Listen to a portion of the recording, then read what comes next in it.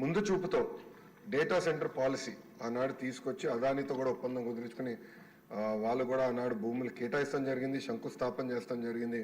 కానీ అది ఆగిపోతాం జరిగింది అధ్యక్ష. 2019 నుంచి 24 చూస్తే అధ్యక్ష ఎలాంటి యాక్షన్ లేదు, ఒక్క కాన్క్లేవ్ జరగలేదు, ఒక్క పరిశ్రమ రాలేదు అధ్యక్ష. ఒక మంత్రిని బాధాకరమైన పరిస్థితి ఏంటంటే ఆనాడు ఒక మంత్రిని అడిగారు అధ్యక్ష, ఆ రేస్ ఏదో హైదరాబాద్లో జరుగుతుంటే ఇది మీరు ఎప్పుడు తీసుకొస్తారు ఆంధ్ర రాష్ట్రానికంటే కోడి ఇంకా గుడ్డు పెట్టలేదు, లేదంటే గుడ్డు కోడి పెట్టలేదు ఏదో చెప్పాడు అధ్యక్ష. అది దేవుడి తెలియాలి ఏం చెప్పాడు. ఆ రోజు నుంచి ఆంధ్ర రాష్ట్రం అనేది ఎగతాళి చేశారు అధ్యక్ష. ఎక్కడికి వెళ్ళినా ఆంధ్ర రాష్ట్ర ఐటీ మంత్రి ఇలా ఉంటారా, ఇలా అవుతే పరిశ్రమలు ఎట్లా వస్తాయని కూడా వాళ్ళందరూ ఎగతాళి చేసే పరిస్థితి అధ్యక్ష. అంతేకాకుండా అధ్యక్ష నేను మంత్రి అయిన తర్వాత అనేక కంపెనీల్లో కూడా కలిస్తే గత ప్రభుత్వంలో ఉన్న వాళ్ళు చాలా స్పష్టంగా మన కంపెనీల్లో వాటాలు అడుగుతాం జరిగింది అధ్యక్ష. వాటాలు అడిగారు అధ్యక్ష. దానివల్ల ఆ కంపెనీలన్నీ వెనక్కి వెళ్ళిపోయినాయి. అంటే ఐటీ కంపెనీల్లో కూడా వాటాలు అడిగే పరిస్థితికి వీళ్ళు వచ్చారు అధ్యక్ష. ఇంకేం చెప్పాలి అధ్యక్ష. ఇంతేకాకుండా పెద్దలు అన్నట్టు నిక్సీ కూడా నాడు పట్టించుకోలేదు, ఎస్టీపీఐకి ఇవ్వాల్సిన భూములు కేటాయించలేదు. ఇంకా మిలేనియం టవర్ ఫేజ్ 2 వచ్చే గల అక్కడ మన సచివాలయం పెడతామని మొత్తం డ్రామా నడిపించారు అధ్యక్ష. సచివాలయం పెట్టలేదు, అలానే ఐటీ కంపెనీలు కూడా అది కేటాయించలేదు అధ్యక్ష. దానివల్ల ఆంధ్ర రాష్ట్ర యువకులు చాలా చాలా నష్టపోతాం జరిగింది అధ్యక్ష. ఎన్డీఏ ప్రభుత్వం ఏర్పడి కరెక్ట్గా 5 నెలలు అయింది అధ్యక్ష. 5 నెలల్లో నేను ప్రధానంగా చేసింది ఏంటంటే ఉన్న ఐటీ కంపెనీలు అందరితో నేను మాట్లాడటం జరిగింది అధ్యక్ష. అంటే ఆంధ్ర రాష్ట్రంలో ఉన్న ఐటీ కంపెనీలు అందరితో 1-on-1 మీటింగ్ పెట్టాను. చిన్న కంపెనీలు అయితే వైజాగ్లోనే నేను ఐటీ సార్ నాయకత్వంలో, ఐటీ సార్ కాదు మన ఐటాప్ నాయకత్వంలో నేను సమావేశం కూడా ఏర్పాటు చేసుకుని అక్కడ వాళ్ళు ఎదుర్కొన్న సమస్యలు ఏంటి, ఇంకేం చేస్తే బాగుంటుందని కూడా వాళ్ళతో సుదీర్ఘంగా చర్చిస్తాం జరిగింది అధ్యక్ష. ఇప్పుడే పెద్దలు గంటా శ్రీనివాసరావు గారు చెప్పినట్లు టీసీఎస్ ఆల్రెడీ కమిట్ అయింది. టీసీఎస్ అనేది వస్తుంది, దాంట్లో ఎలాంటి సందేహం లేదు. విష్ణు కుమార్ రాజు గారు ఎప్పటికల్లా వస్తుందని అడిగినట్టున్నారు. 3 నెలలు టైం ఇవ్వండి తప్పనిసరిగా, ఎందుకంటే ఎగ్జిస్టింగ్ బిల్డింగ్స్ కి చిన్న ఏర్పాట్లు చేయాల్సిన అవసరం ఉంది. 3 నెలల్లో తప్పనిసరిగా టీసీఎస్ విశాఖపట్నంలో ప్రారంభిస్తున్నారు. అంతేకాకుండా ముందు చూపుతో వాళ్ళని నేను చంద్ర సార్ని కోరాను, మీరు క్యాంపస్ ఏర్పాటు చేయాలి విశాఖపట్నంలో అంటే ఆయన ఒప్పుకున్నారు. దానికి ఆల్రెడీ భూములు కూడా మేము ఎత్తుకుతున్నాం. దానిపైన కూడా నేను చాలా క్లియర్గా 2-3 చెప్పిన తర్వాత దాన్ని కూడా వస్తాను అధ్యక్ష.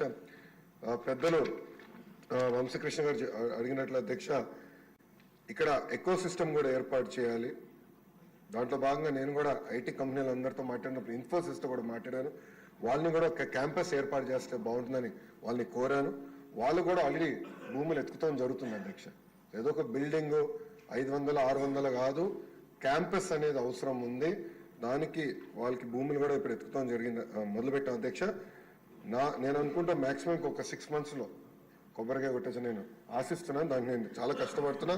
మీరు 20,000 ఉద్యోగాలు అడిగారు అధ్యక్ష. 5 సంవత్సరాలు 20,000 ఉద్యోగాలు నా టార్గెట్ కానే కాదు.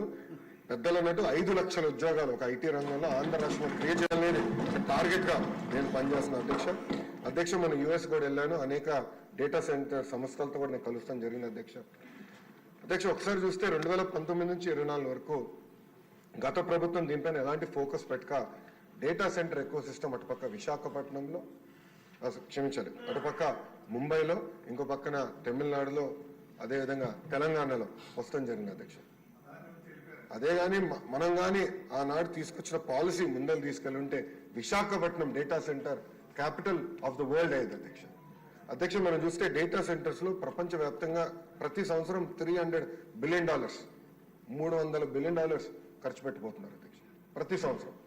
నా లక్ష్యం $100 బిలియన్ భారతదేశానికి రావాలి, దాంట్లో ఎక్కువ శాతం ఆంధ్ర రాష్ట్రానికి రావాలనేది నా లక్ష్యం అధ్యక్ష. దాంట్లో నేను అందరినీ కలిసాను అధ్యక్ష. అంటే కొన్ని కంపెనీ పేర్లు నేను వెల్లడించలేను, ఎందుకంటే ఎన్డీఏ నేను వాళ్ళతో సైన్ చేశాను కనుక. వాళ్ళతో చర్చించినప్పుడు 2-3 రిక్వెస్ట్లు ఉన్నాయి, ఎస్పెషల్లీ డేటా సెక్యూరిటీ, అదేవిధంగా టాక్సేషన్, డేటా ఎంబసీస్ విషయంలో. విష్ణు కుమార్ రాజు గారు బీజేపీ నుంచి కూడా ఉన్నారు కనుక ఇక్కడ నేను ఆల్రెడీ ఢిల్లీలో ఉన్న పెద్దలతో నేను చర్చిస్తున్నాను సార్. అది పాలసీ ఒక ఫ్రేమ్వర్క్ అనేది ఏర్పాటు చేయాల్సిన అవసరం ఉంది. తద్వారా పెద్ద ఎత్తున పెట్టుబడులు కేవలం ఆంధ్ర రాష్ట్రంగా భారతదేశానికి వచ్చడానికి అవకాశం ఉంది. అది ఆల్రెడీ మేము చర్చలో ఉన్నాం అధ్యక్ష. వంశకృష్ణ గారు అడిగినట్టు ఒక సోషల్ ఎకో సిస్టమ్ అనేది చాలా చాలా అవసరం అధ్యక్ష. దాంట్లో ఎయిర్పోర్ట్ ఒక భాగం. భోగాపురం ఎయిర్పోర్ట్ విషయంలో చంద్రబాబు నాయుడు గారు ఇప్పటికీ చాలా స్పీడ్గా పనులన్నీ పరిగెత్తిస్తున్నారు అధ్యక్ష. అంతేకాకుండా భారతదేశంలోనే అతి పెద్ద కన్వెన్షన్ సెంటర్ కూడా ఏర్పాటు చేసే దిశగా మన ప్రభుత్వం పనిచేస్తున్న అధ్యక్ష. అది విశాఖపట్నానికి వస్తుంది అధ్యక్ష. అంతేకాకుండా ఎయిర్పోర్ట్స్ క్షమించాలి హోటల్స్ కూడా అధ్యక్ష. అది నా డిపార్ట్మెంట్ కాకపోయినా దుర్గేష్ గారి డిపార్ట్మెంట్ అది. కానీ అది ఎకనామిక్ డెవలప్మెంట్ బోర్డు కింద ఈ ఎకో సిస్టమ్ ఏర్పాటు చేయాలంటే పెద్ద ఎత్తున హోటల్స్ రావాలి విశాఖపట్నానికి. వేలాది హోటల్స్ రావాలి అధ్యక్ష. పదేసి కాదు, వేలాది హోటల్స్ వస్తేనే ఆ ఎకో సిస్టమ్ ఏర్పడుతుంది. దానికి నిన్నే పాలసీ కూడా టూరిజం పాలసీ కింద టూరిజాన్ని ఇండస్ట్రీగా గుర్తించే విధంగా చంద్రబాబు నాయుడు గారి నాయకత్వంలో నిన్న కేబినెట్ కూడా ఆమోదం తెలిపింది అధ్యక్ష. దాంట్లో భాగంగా హోటల్స్ కూడా పెద్ద ఎత్తున విశాఖపట్నానికి తీసుకొస్తాం, కనెక్టివిటీ కూడా ఏర్పాటు చేస్తాం, కన్వెన్షన్ సెంటర్ కూడా తీసుకొస్తాం. ఇది ఒక భాగం. ఇంకొకటి పెద్దలు అన్నట్టు ఐటీలో ఉన్న టాప్ 100 కంపెనీస్, టాప్ 20 కాదు, టాప్ 10 కాదు, టాప్ 100 కంపెనీస్ ఆల్రెడీ నేను ఇనిషియల్ డిస్కషన్ స్టార్ట్ చేస్తాను జరిగిన అధ్యక్ష. నేను అనుకుంటాం అది గ్యారంటీగా జయప్రదం అవుతుంది. వాళ్ళందరినీ విశాఖపట్నం తీసుకొచ్చే బాధ్యత నేను తీసుకుంటాను మొదటిది. రెండోది, ప్రపంచంలో ఉన్న ఫార్చ్యూన్ 500 కంపెనీస్ అన్ని జీసీసీస్ అంటే గ్లోబల్ డెలివరీ సెంటర్స్ కూడా వాళ్ళు ఏర్పాటు చేయాలని ఒక లక్ష్యంగా వాళ్ళు కూడా వర్కౌట్ చేస్తున్నారు. దాని కొత్త పాలసీ తీసుకురావాల్సిన అవసరం ఉంది అధ్యక్ష. అది వచ్చే నెలలో ఆ పాలసీ కూడా మేము తీసుకొస్తాం. ఇంతేకాకుండా రియల్ ఎస్టేట్ డెవలపర్స్తో కూడా నేను ఇప్పటికీ జూమ్ కాల్స్ పెట్టుకున్నాను, 1-on-1 మీటింగ్స్ కూడా పెట్టాను అధ్యక్ష. పెద్ద ఎత్తున రియల్ ఎస్టేట్ డెవలపర్స్ కూడా తీసుకురావాలి అధ్యక్ష. ఎందుకంటే విశాఖపట్నంలో గ్రేడ్ ఏ ఆఫీస్ స్పేస్ అనేది లేదు అధ్యక్ష. ఈ పెద్ద పెద్ద కంపెనీలు వచ్చినప్పుడు గ్రేడ్ ఏ ఆఫీస్ స్పేస్ రావాలి. వాళ్ళకు ఆ కంపెనీలో పనిచేస్తున్న ఉద్యోగస్తులకి మళ్ళీ హౌసింగ్ సోషల్ ఎకో సిస్టమ్ కూడా కావాల్సిన అవసరం ఉంది. వాళ్ళందరితో కూడా నేను చర్చిస్తాం జరుగుతుంది అధ్యక్ష. త్వరలోనే ఆ అనౌన్స్మెంట్స్ కూడా రాబోతున్నాయని మీ ద్వారా సభకి నేను తెలుపుతున్నా అధ్యక్ష. అంతేకాకుండా డేటా సెంటర్ పాలసీ కూడా దానిపైన ఒక స్టేట్మెంట్ ఉంది అధ్యక్ష. గౌరవ డిప్యూటీ స్పీకర్ గారు టీ బ్రేక్ ఇస్తే టీ బ్రేక్ తర్వాత అది ఉంది, స్టేట్మెంట్ ఉంది. దాంట్లో చాలా డీటెయిల్గా అది కూడా నేను ఎక్స్ప్లెయిన్ చేస్తాను.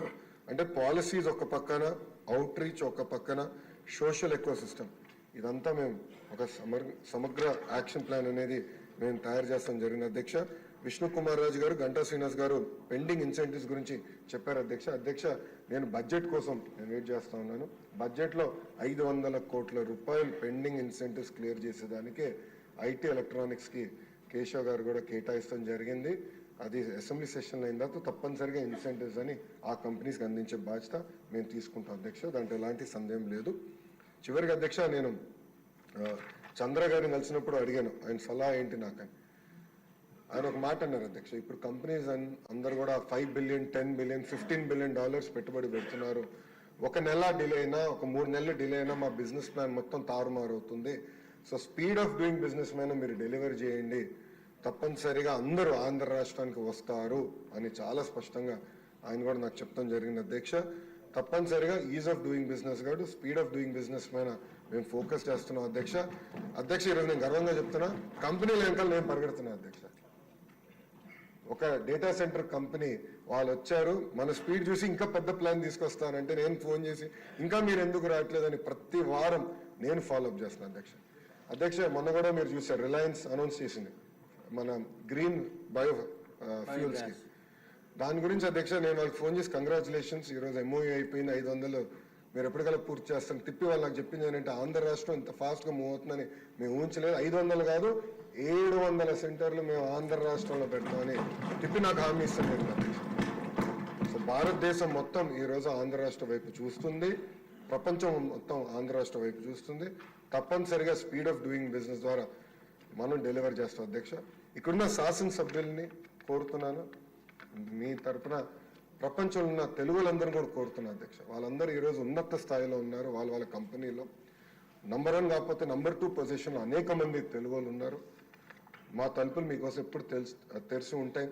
మీకు అక్కడ లింక్స్ ఉన్నా, కాంటాక్ట్స్ ఉన్నా మాకు తెలియజేయండి. వాళ్ళు ఆ కంపెనీస్కి భారతదేశంలో పెట్టుబడి పెట్టాలని ఇంట్రెస్ట్ ఉంటే మాకు తెలియజేయండి. తప్పనిసరిగా అవసరమైతే ఆ ఒక్క కంపెనీ కలిసేదానికి నేను ఎక్కడికైనా వస్తాను. ఇక్కడున్న శాసనసభ్యులు కూడా చాలా మంది ఎన్ఆర్ఐస్గా ఉన్న వాళ్ళు గతంలో కూడా ఇప్పుడు శాసనసభ్యులకు వచ్చారు, అనేక మందికి కాంటాక్ట్స్ కూడా ఉన్నాయి అధ్యక్ష. వాళ్ళు కూడా నేను కోరేది, మీరు మీ రోలోడెక్స్ నాకు ఇవ్వండి, కాంటాక్ట్స్ నాకు ఇవ్వండి. వాళ్ళందరూ నేను ప్రోయాక్టివ్గా అవుట్రీచ్ చేస్తాను. కలిసికట్టుగా, ఇది కేవలం ఒక లోకేష్ వల్లనే అవుదండి, కలిసికట్టుగా మనందరం పనిచేస్తాం. 164 మంది ఒక ఎన్డీఏ కూటమికి చెందిన శాసనసభ్యులందరూ ఈ సభలో ఉన్నారు. మనందరం కలిసికట్టుగా పనిచేస్తే 5 లక్షల ఉద్యోగాలు అనేది కల్పించగలుగుతాం. 5 లక్షల ఉద్యోగాలు కానీ మనం ఒక్కసారి సాధిస్తే ఇంకా విశాఖపట్నాన్ని ఎవరు ఆపలేరు, ఏ ప్రభుత్వం వచ్చినా ఆపలేదు. ఈరోజు హైదరాబాద్ ఎట్లయితే క్రిటికల్ మాస్ వచ్చిందో అలా విశాఖపట్నం క్రిటికల్ మాస్ వస్తుంది. అందుకే కలిసికట్టుగా పనిచేద్దాం. 5 లక్షల ఐటీ ఉద్యోగాలు తప్పనిసరిగా విశాఖపట్నం తీసుకొద్దామని ఈ సభాముఖ శాసనసభ్యులు అందరూ తెలుపుకుంటారు. అధ్యక్ష, లాస్ట్ పాయింట్ అధ్యక్ష, ఇప్పటికే ఎక్కువ టైం తీసుకున్నా. ఈశ్వర గారు ఒక మంచి పాయింట్ చెప్పారు. ఏంటంటే Tier 2, Tier 3 సిటీస్ కూడా ఐటీ కంపెనీలు రావాలి అని పెద్దలు కోరారు అధ్యక్ష. దాంట్లో భాగంగా నిన్న ముఖ్యమంత్రి గారు ఆల్రెడీ కోవర్కింగ్ స్పేసెస్ CEO అందరితో మీటింగ్ పెట్టుకున్నారు అధ్యక్ష. నేను అది చూశాను అధ్యక్ష. ప్రతిపక్షం ఉన్నప్పుడు ఒంగోలులో ఒక ఐటీ కంపెనీ నడిపిస్తుంటే నేను వెళ్ళడానికి ఆయన పిలిచారని వెళ్దాం అనుకున్నా.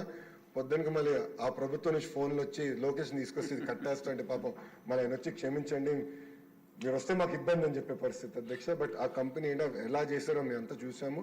సో Tier 2, Tier 3లో కూడా ఒక సెంటర్స్ ఏర్పాటు చేస్తే బాగుంటుంది అనేది ఇప్పటికీ గౌరవ ముఖ్యమంత్రి గారు చెప్పారు.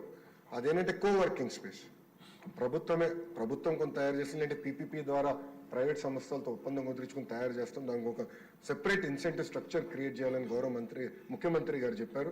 దానివల్ల కొంత ఐటీ పాలసీ కూడా వచ్చానికి డిలే అయింది. మేము కూడా అది నిన్న మీటింగ్ అంతా డిస్కస్ చేసాం. త్వరలో ఆ పాలసీ కూడా మేము తీసుకొస్తాం అధ్యక్ష. దానివల్ల ఏంటంటే చాలా మంది వర్క్ ఫ్రమ్ హోమ్లో ఉన్నారు. శ్రీకాకుళం పట్టణంలోనే చాలా మంది వర్క్ ఫ్రమ్ హోమ్లో ఉన్నారు. వాళ్ళకి బేసిక్ ఇన్ఫ్రాస్ట్రక్చర్ ఇస్తే కొంచెం కల్చర్ ఉంటుంది అనేది ఒక ఆలోచన గౌరవ ముఖ్యమంత్రి గారు చెప్పారు. దాంట్లో భాగంగా తప్పనిసరిగా Tier 2, Tier 3 కూడా ఈ కోవర్కింగ్ స్పేసెస్ సెంటర్స్ ఏర్పాటు చేసి అక్కడ వర్క్ ఫ్రమ్ హోమ్లో ఉన్న వాళ్ళందరికీ ఒక కేర్ ఆఫ్ అడ్రస్ ఇవ్వాలనే లక్ష్యంతో మీ ప్రభుత్వం పనిచేస్తుంది. అధ్యక్ష, నేను అదానీ నేను మంత్రి అయిన వెంటనే నేను అదానీ వాళ్ళతో కూడా నేను కాంటాక్ట్లోకి వెళ్ళాను అధ్యక్ష. దాంట్లో భాగంగా మొన్న విశాఖపట్నాన్ని కూడా నేను వచ్చినప్పుడు ఒక కంపెనీ తీసుకొస్తాం జరిగింది అధ్యక్ష. పేర్లు నేను చెప్పలేను, ఎందుకంటే NDA ఉంది అధ్యక్ష, పేర్లు నేను చెప్పలేను. అదానీ